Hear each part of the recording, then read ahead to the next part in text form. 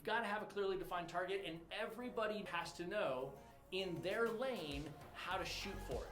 If you can do that, you're going to be on track. Here's how I do it. I'm Rob Swanson. School got me a paycheck. Real estate investing made me millions. Now, I show people exactly how I did it. Join me as I take you beyond the 401k and into real freedom.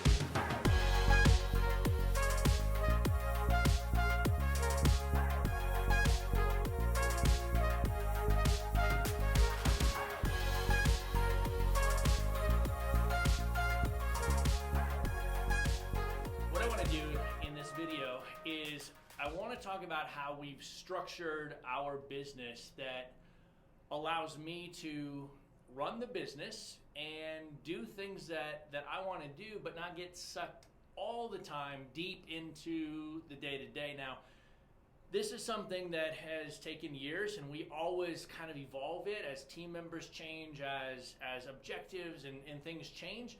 This is an evolutionary process, but the system that I want to show you on the screen behind me over the next couple of minutes is something that we have started to use, and in its current state that we've been using for a number of years, that has gotten us to a place where I can tell you where our business is headed and how we're going to get there. And here's my question to you. Do you have a business that allows you to step away from that business, or are you sucked into it every single day? Can you take a vacation? Can you unplug? Can you put other people in charge? If the answer is no, or if you struggle with those things in any way, shape, or form, what I'm about to show you over the next few minutes is going to change your life. Now, this is just a mashup of various business strategies, operation strategies, planning strategies that I have picked up and utilized over the years and tried to fit into my business in such a way that allows the business to run the way I want the business to run. And so we're going to start. Some of these things are going to be pretty apparent to you on where they came from, right? I didn't make all this stuff up. I don't believe that I have to reinvent the wheel. I believe there's things out there that are good that I can pull from and then piece together and modularize in my business to get what I want. And I think you can do the same thing. So let's take a look first. In those of you that are familiar with sort of the traction methodology for operations and running a business, you're going to recognize some of these things. As we start moving down the ladder here, you're going to start to see some things that change and ebb and flow a little bit. So let me tell you what we first do. We start with a 10-year vision. And this is just at you as the business owner answering the question, what do you want the business to look like in 10 years? Now, you really can't answer this question until you're clear about a couple of things. Let me tell you what those things are. Number one, you've got to be clear about your mission. What are you trying to accomplish? Okay, mission, number one. The number two thing you need to be clear about is your vision. And let me explain what the mission and the vision are differently.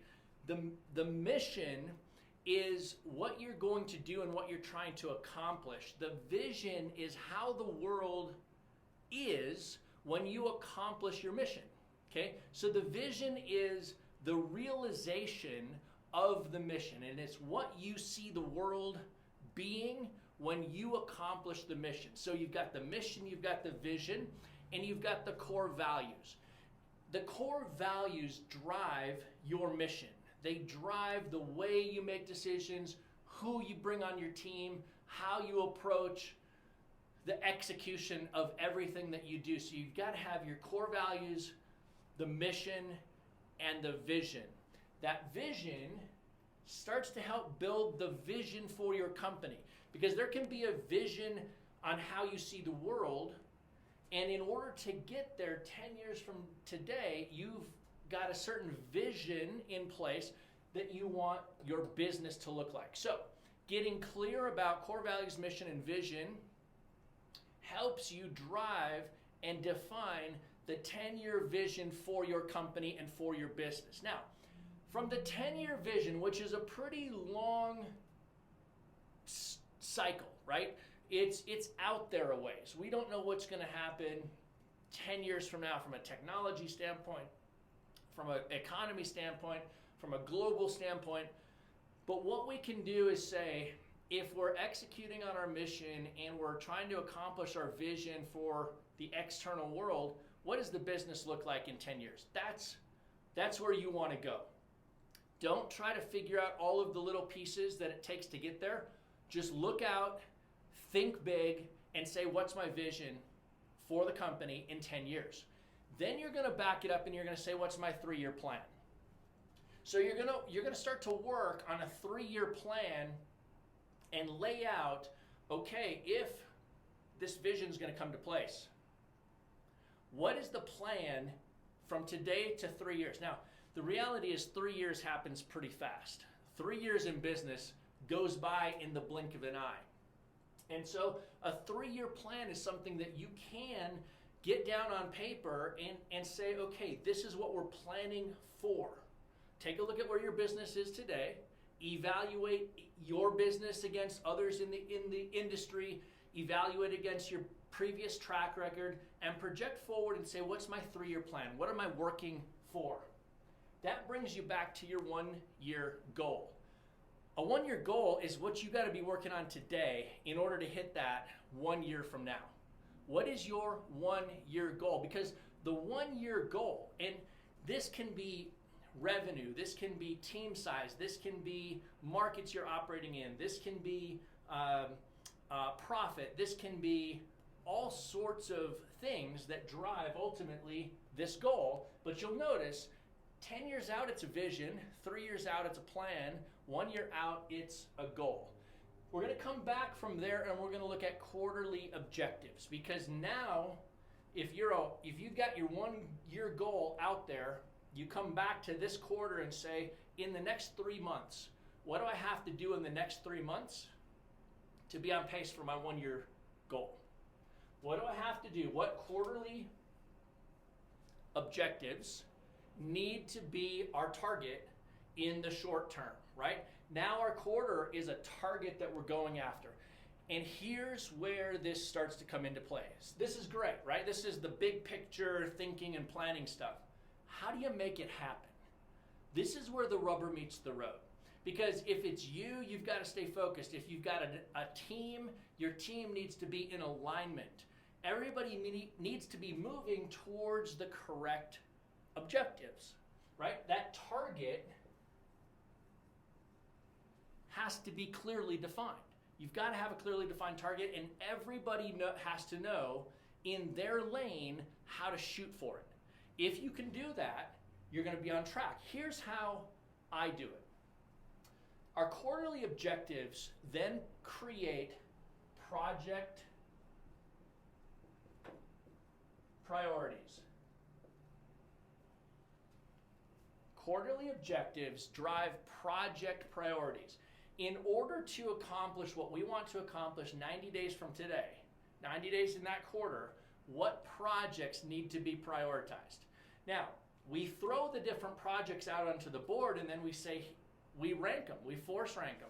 This one has to happen first, this one takes the longest, we need to start this one on this timeline. And so projects get prioritized as to what has to happen in the right order in order to hit our quarterly objective. And then that builds our milestone deadlines. So we've got milestone deadlines. We make that easier to read. We've got milestone deadlines. So inside of our projects, we have milestone deadlines. Now everybody on the team says, okay, we know what the 10-year vision is, but that doesn't mean anything to us. We know what the 3-year plan is, but that doesn't mean anything to us. We know what the 1-year goal is, and that does mean something to us, but we're not sure how to get there until we get more granular. Now we know what the quarterly objective is. Okay, that's 3 months out. I got to start working on this. Project priorities. Okay, here's my project, my first project. I've got to do this first, followed by the milestone deadlines. Oh, that project is due on this date. this piece of the project is due on this date earlier than the project completion, because you might have different teams doing different things and everything is kind of stacked, right? So you've got your milestone deadlines followed by, and this is one of the most important pieces,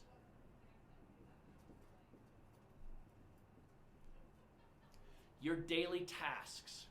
Not only for you, but for your entire team.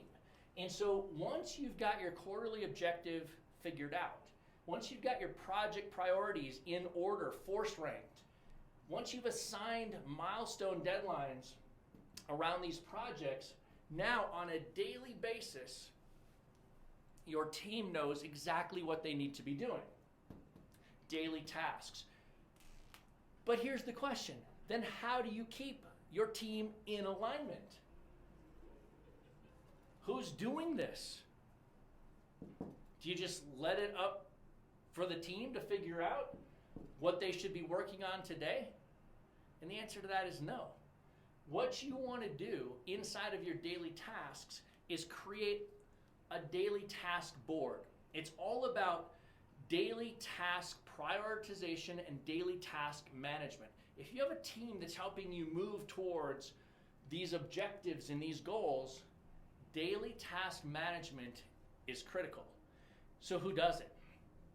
Somebody on your team needs to be in charge of daily task management. Somebody has to assign the tasks every single week so that your team logs into your project management system and says, I know what I'm working on today. Now, there are certain tasks that are recurring.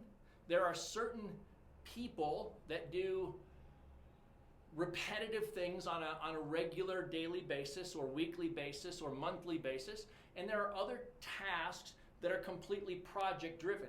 So one of the things you need to do is you need to build into this process that slush time, right? Because there are things that people have to do as a part of their regular job, and there are things that people have to do as part of meeting these milestones, projects, and objectives.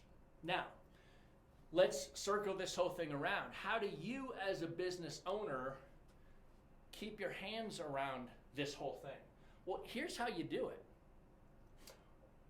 You build your daily task list, and then you start running your business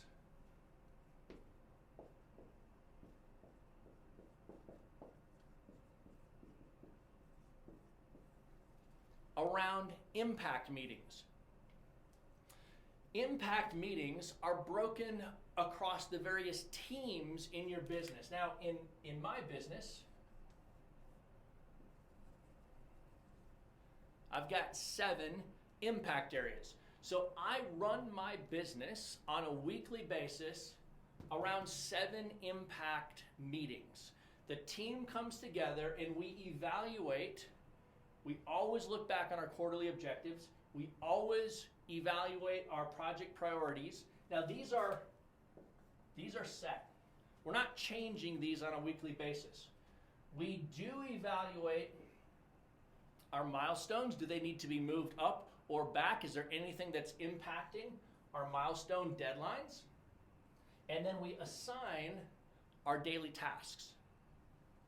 Inside of these impact meetings, I get to come in and put my fingers on the pulse of the business and move people in an aligned direction. Rather than talking about our 1-year goal and our quarterly objectives and then hoping that things get done, this process breaks it all down so that in a couple of meetings a week, I've got control over the alignment in our business and the direction of our business, and nobody is wondering what to do to be a value part of the equation. It sounds like, and look, I will tell you guys this, I'm not a guy that likes to schedule my day. I like total freedom and flexibility. But I've also learned over the years that sometimes constraint and a focus on certain objectives and certain structure inside of the business and inside of my own personal life as the CEO actually helps us move forward faster. And so you will also find that your team loves it. When your team understands what they have to do, that you have been in a part of helping them get clarity around what they need to do, and then they get to go and win in their role and impact things moving forward, and they get to see daily tasks getting knocked out, milestones getting hit, projects getting completed, and quarterly objectives getting knocked out. People get excited about it. And you can't do it unless you get structure inside of your business. And so this is how we do it. Every quarter, I take at least a day and I do my quarterly planning, looking at our 1-year goal, backing it up and saying, did we meet our objectives, and building the next quarter's objective plan. And that builds our project list, our milestones, and our daily tasks. And then that informs our impact meetings on a regular basis. Guys, this structure works. And if you want to learn more how this works and how this whole thing goes, and if you're at that place in business where you have a team, you're trying to grow, you're trying to move things to the next level, you're trying to figure it out, and you want to get around people that are in the same exact thought process and frame of mind as you, I run a mastermind called Elevate, and it's all about elevating your business and your impact on your business to the next level. And it's an invitation-only mastermind. You've got to be at a certain level of business. The folks that are in this mastermind are players. They are guys and gals that are really moving their business needle in a big way. And if that is something that sounds interesting to you, to dive into stuff like this and see how you can execute your business better, then Elevate might be the right place. It might be the right room for you to be in, right? I want to extend the invitation that if you're interested in learning more about Elevate and about what this is all about, I want you to go to robswanson.com and click on the home page, and you're going to see the mastermind and you're going to see Elevate. And if this is something that is resonating with you and you want to get in a room of people, business owners that are taking their business to that level, I want to extend the invitation to Elevate. Go over to robswanson.com, check it out, push in your application, let me know if you think this feels right for you, and hey, I would love to talk to you and see if it's a great fit. Take a look at this. Think about how your business is operating. Are you operating inside of a structure that gives you freedom?